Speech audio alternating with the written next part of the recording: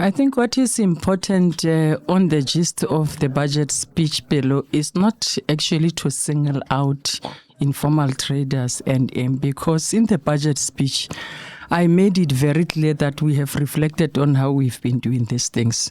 So we can't forever give people machinery and equipment where we are not investing and there's no sustainability. Mm-hmm. So the tone and the context of renewal and reviewing. That's why the budget speech says we're going to review even the empowerment policies of the department, because our focus will be partnering with the university so that whatever SMME support that we bring must go with skills development and must also harness the opportunities that I have outlined in the economic outlook, to say the sectors is important for every SMME support, whether formal or informal traders.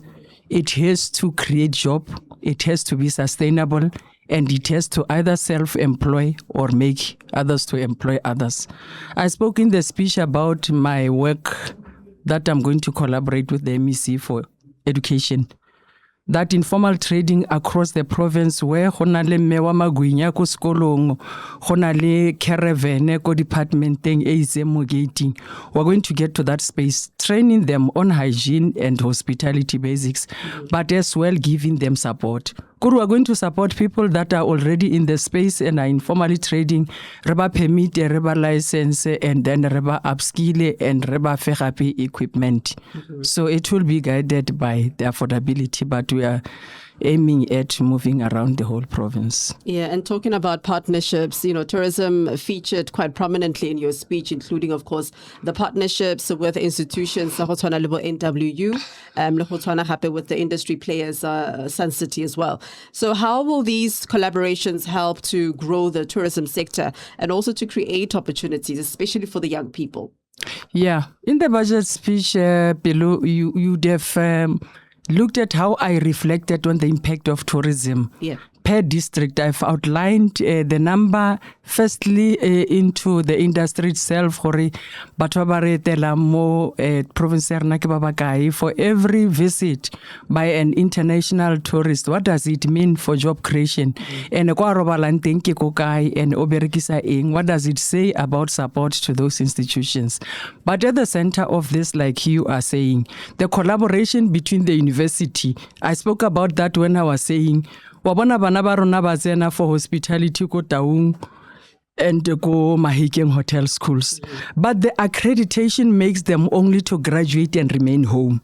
But when you start to partner with Sun City, remember Sun City is an international key point in the province.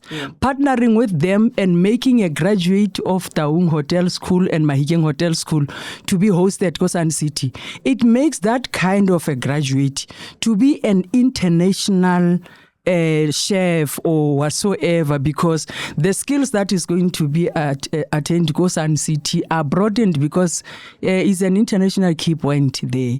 So already with the memorandum of understanding that we have with both the university and Sun City, we are actually at the talks of saying we must place our graduates there.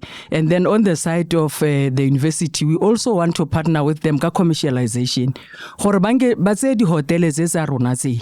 But they must run business. Government is unable to run business on its own.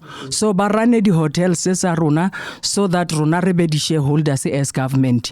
It will also assist on accreditation. It will be in university.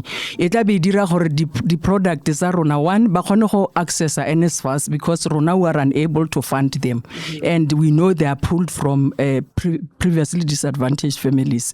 So also accreditation, qualification will make them to be better placed in the world, because remember, we don't just want them to be certificated. We want them to be competitive. You want them to work in the industry. Yes, absolutely. And you also touched on the turnaround of provincial entities, including the NWPTB and the NWDC as well as the status of the special economic zone as well. What progress has been made so far, and what impact do you expect these interventions to have on the provincial economy? Yeah, once more, Pelo, you'll agree with me that when I was approaching the speech, I took an angle of saying, but for province Arona, this is what we have inherited, because as government we would be taking a lot of decisions and administrations change and come and go. We had to go into a total overhaul of getting to understand, like for instance, Parks and Tourism Board, of the 440 something million that comes from environment, 221 goes to Parks Board. Mm-hmm. And of the 221, 80% of it goes to salaries, because ranality bloated structures, the batwa bansi madia hella compensation of employees. So what we are saying we are going to do now in terms of this reform and renewal budget, we will then be capacitating everything. Already can see the headlines is how we have already started.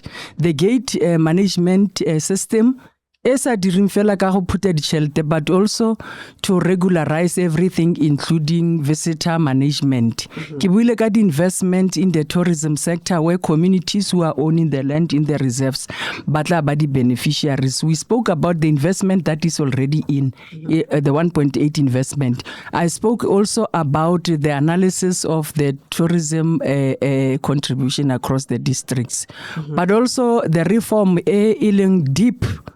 Is the reform Yago and WDC. Mm-hmm. I made it very clear that I would not come and want to continue to say what has been said 15 years ago ka SCZ. Mm-hmm. The reality,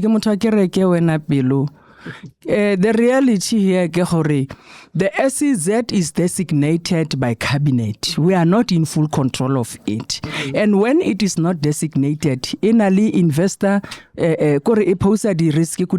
investor cannot invest on something that is not designated. But incentives as well, those who participate cannot get incentives because it is not designated. Mm-hmm. So I spoke about the commitment that the MEC and the Premier and has already started with the Minister to start to come up with a better ring-fenced approach of special purpose vehicle.